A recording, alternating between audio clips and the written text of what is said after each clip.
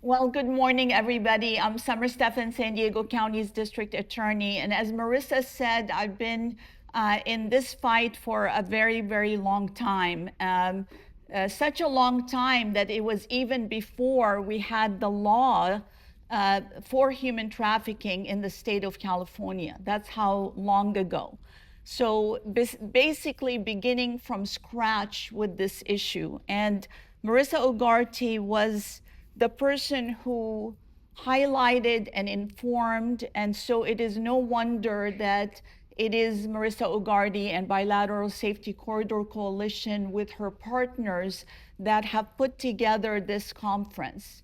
It's a very important conference, and I want to tell you to please take advantage of every moment in this conference, because we are at a crossroads, and crossroads mean multiple things. Crossroad by definition means that there are different roads we can take. And I think if we continue to pick the right road, like we have been in San Diego County, a road that is informed by facts, not stereotypes, a road that's informed by the very voices of the people that were harmed, our victims and survivors, we're gonna do really well. And we're gonna continue to be the gold standard around the nation for how you combat human trafficking with compassion, with determination, with resilience, and with fortitude. I want to thank the library. This is an absolutely beautiful space to convene this meeting.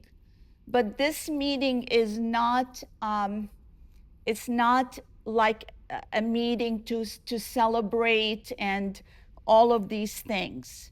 And I think Marissa knew that when she invited me to be the keynote, is that we have a long ways to go. And I'm gonna challenge you all to use this conference as a way to set a strategic plan for the future.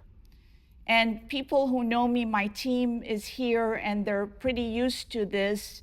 I write a speech and then I throw it out the morning of the event and I come up with a different speech. It's just the way it is. This weekend, I was at a beautiful wedding in Washington, D.C. of the son of a good friend of ours. And it was held, the wedding, at President Lincoln's cabin. And it was an absolutely historic site for me because it was the place that President Lincoln wrote the first draft of the Emancipation Declaration that declared that all people, enslaved people, were free. And he wrote that while he was in the cabin in July of 1862. And he moved very quickly from that draft that was pretty close to final to actually do his first executive order. It's probably the best executive order of all time or history in the United States. And it was an executive order to emancipate the enslaved people in the United States, in every state. It was a tall order. You can picture President Lincoln with all of the political forces coming, because remember, and the reason we're going to talk about money today and laundering and going after the money is that slavery in its essence is based in greed and in money, in selfishness. If it didn't make money, we wouldn't have human trafficking. It makes money. It's the second largest industry after drug trafficking in the world, in the United States, in California, and it continues to grow. Why? Is because it makes money. It is the greed that drives it, just like every other criminal industry. So it's very important to understand the pressures that President Lincoln was under, all of the pressures from all of the people who wanted to continue to build their businesses and their fields and their industries off of the back of enslaved people to make money. That's exactly what the traffickers continue to do today in different forms. So, you know, he kind of brought it down, the president, in a very small, clear words that didn't mince words. And what I'm going to challenge us all to do is to not mince words about what we need to do and what is wrong and what we need to fix that's wrong. And that means going to battle. That means fighting forces that want to decriminalize. They want to remove the protections of the law. The only thing that victims and vulnerable people have is the protection of the law. And when you try to take away the protection of the law from people who can't buy lawyers and can't protect themselves, you are removing an absolute pillar of justice and democracy and humanity. So we have to be clear. We can't, in this room, the people who have lived this, and I know your faces and I know the work you've done, we can't be wishy-washy about our mission.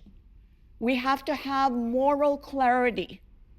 You know, the number one reason that our soldiers won in Normandy an impossible mission where they stormed open beaches without a cover of a single bush or tree, all of the studies say not just preparation, they had moral clarity as to their mission. And I think it's very important that in this room, we have moral clarity that what we are fighting is the worst violation of human rights known to man, and it still exists today. And America and San Diego County will be the place that it ends. And that is the goal for you today. And that's not a small goal, that's a tall order that I've kept for all these years. Not willing to compromise, not willing to have half solutions, not willing to say, well, just a little bit of this is okay. None of it is okay. So the words that President Lincoln used were really simple. They were that all persons held as slaves henceforward shall be free. That's our charge today. All persons held as slaves in sex, labor trafficking, any kind of form of trafficking must be free. And they need all of us to do that. And that's a tall order. So now I'm gonna get down to a little bit more nitty-gritty with you. I think it's important because sometimes it seems like a daunting task. When you take on something that has been in our history for this many years, and despite the Emancipation Declaration in 1862, which went into effect in January, but September 22nd of 1862, it was declared, you are thinking, you know, all these hundreds of years have gone by and we're still dealing with this. But we are at a different place. We have more tools and more laws and more ability to communicate and to reach people and to do prevention. We're at a different time, and we need to leverage that moment that we have. So a question then is, one of the beauties of not being old, but being around for a long time to know the history of human trafficking for the United States, I think it's actually very hopeful, and it brings hope. And the reason I say this is because if you just stop and think about it, we did not have a federal human trafficking law until the year 2000. So the TVPA, which is the basis, the Trafficking Victims and Protection Act, did not pass till the year 2000. That's like a blink of an eye. That's only 25 years ago. So when you think about that and think about how far we've come in 25 years, imagine how far we can go in the next 5 years. There's a lot that can be accomplished in a month, 2 months, a year, and certainly in 5 years.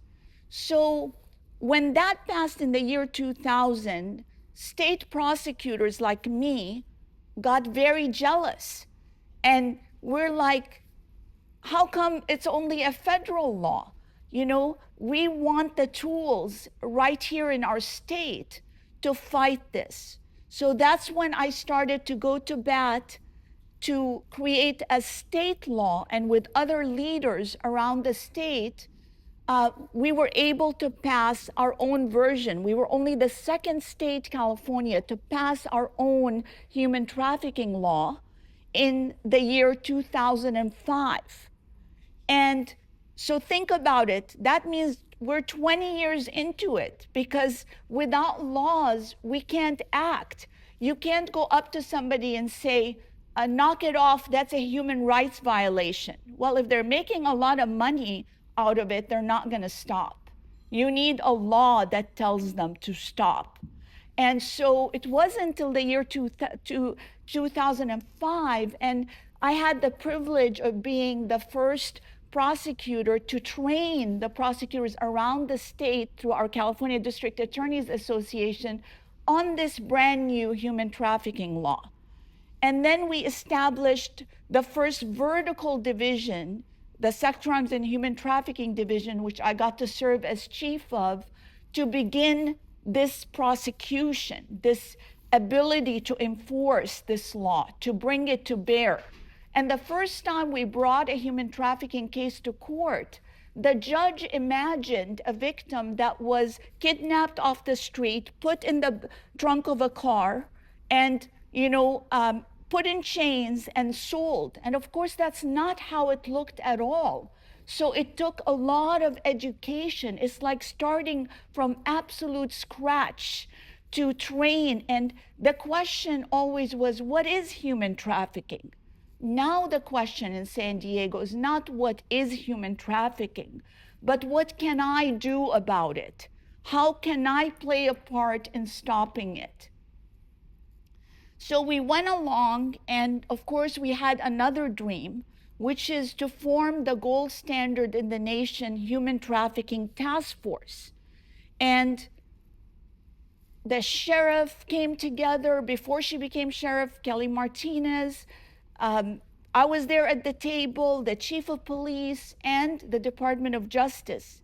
And of course, they picked the best person for us, Jeannie Franco, who's here, to help us lead that first task force. And the tradition continues. Commander Rice, you have a tall order for you. So we began this task force, which now teaches also around the state, and does this thing so beautifully, where they have tremendous respect for our victims and survivors, treating them like the precious human beings with dignity that they deserve, along with, not mincing words to say the least, with traffickers and buyers, and bringing them to justice. And my own division, now led by Carolyn Matzker, was really hard to give up that decision to become the elected DA, but I figured I could do more good in that role. But it's amazing to have Carolyn lead that division for us. So then after this, we wanted to know the data. And I see Dr. Carpenter here, and she's one of the original people that said, we need to know the real story, and we need to track the data. And her research with Dr. Jamie Gates as part of UST became a landmark study on human trafficking in San Diego and sex trafficking, an incredible, informative study, again, basing us and grounding us in research. All the while, there were forces in the background that did not want this to come true. They wanted human trafficking to continue. They wanted our victims to be subjected to being dehumanized every single day. They claimed that certain people can only make a living by being subjected to being dehumanized every day. That's the lie and the part of it that makes me so angry. It should make you angry as well. These lies that they told in the legislature, that they needed to reverse our laws, take out loitering for prostitution, claiming they're going to protect victims because, after all, that's the only way they can make a living. Do you know how much intelligence, how much heart, how much resilience human trafficking victims have? That job of being raped every day is not the only job they can do. It's not a job at all. Let's reject these lies. Let us keep on rejecting these lies and fight back. And that's what we did in San Diego. So we did Operation Better Pathways, took 200 officers, and like in a 2-week period, 16 victims were recovered. Oh, and by the way, 8 of them were children, with the youngest being a 13-year-old. So then we held a press conference, and I was mad then, right, Jeannie? And blasted this law, explaining what had happened on our streets because of it. And then we began working on reversing that. So see, instead of keep moving ahead, do you see the pendulum? We were pushing, we were moving ahead. In fact, the Human Trafficking National Hotline measured San Diego County. We had gone up in reporting by 27%. Every other state only went up by 1%. San Diego County set records in the way we're fighting human trafficking until the laws began to change. This is why I'm obsessed with the laws, because laws are the centerpiece of our ability to act as a democratic society. So then they took us back, we kept fighting, and this is my challenge to you. In January, have it marked on your calendar, all of you. In January, the law will bring you new tools again. And I want us to be ready day one for this challenge. We need to do it correctly while they're watching us to pull it back. They're watching us. They're watching for mistakes. They don't want our victims to live a dignified life where they live the dream job they want to have. They have control over their bodies. They have control over their labor. So we can't let that happen. In January, for the first time in the history of California, buying a minor of any age for sex is a felony, which means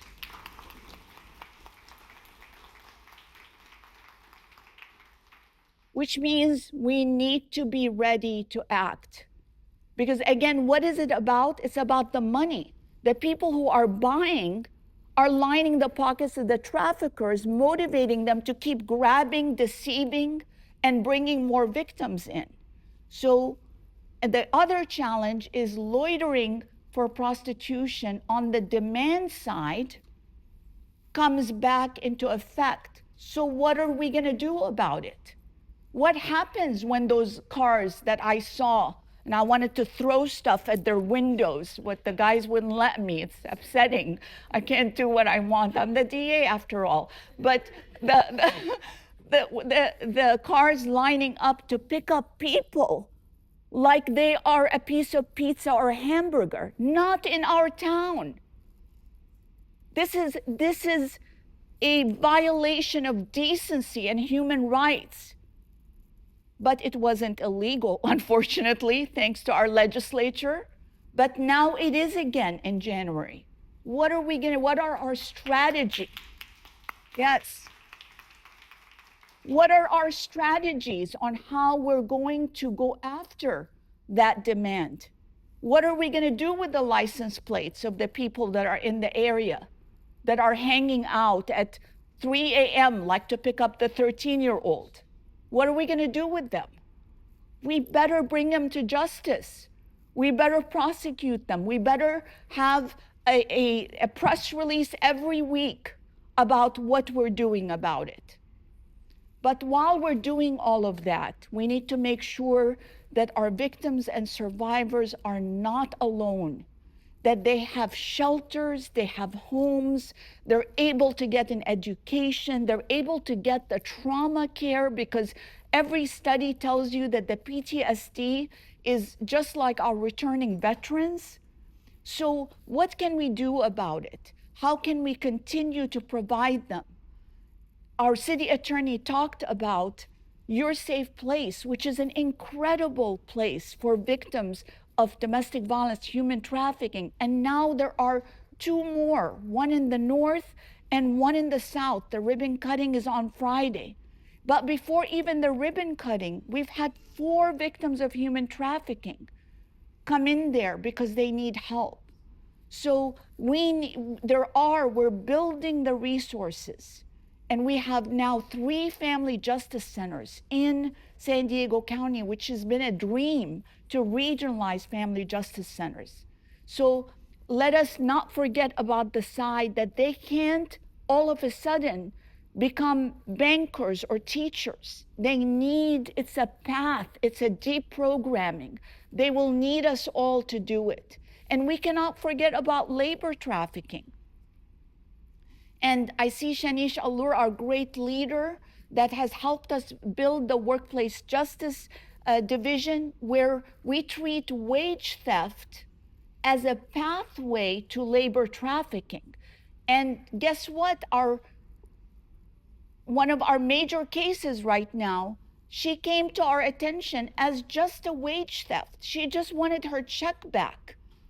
But it turned out to be a labor trafficking case. So being able to build these steps through all of the steps, and I have it on good authority, oh yeah, that's me, that David Valero, who's here, is gonna take over that great work with the help of Shanish.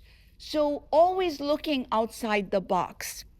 So I'm gonna leave you with this last note, and I'm gonna go back, ever since I've been to Normandy with the guy who wrote the books on, guided us through it, on all of the war strategy and everything, my brain kind of shifted a little bit.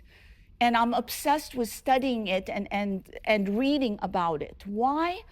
It's because in under a year, they won that war, but it didn't happen on June 6, 1944. It happened in the preparation. It was a year before that they built all of the infrastructure, 6 pillars, to make that impossible war successful. They built the infrastructure, the floating islands of supplies, the underwater tunnels that allowed the fuel to come in. They thought of everything and built those infrastructures in order to dismantle one of the worst evils in the world, which again affected human rights and dignity. We can do the same thing by building those pillars and strategies. We need a new blueprint on how we do this to the finish line. We've had a blueprint, we've been working hard, but we need a new one. And this new one has to take advantage of the new digital power, because that's what the criminals are doing, to recruit, to seduce. So how do we use that same digital power? How do we use the new resources, use the research, use the scientists, use the survivor voices, and create a community where there is no shame for our victims and survivors. There is only love and dignity. Thank you so much.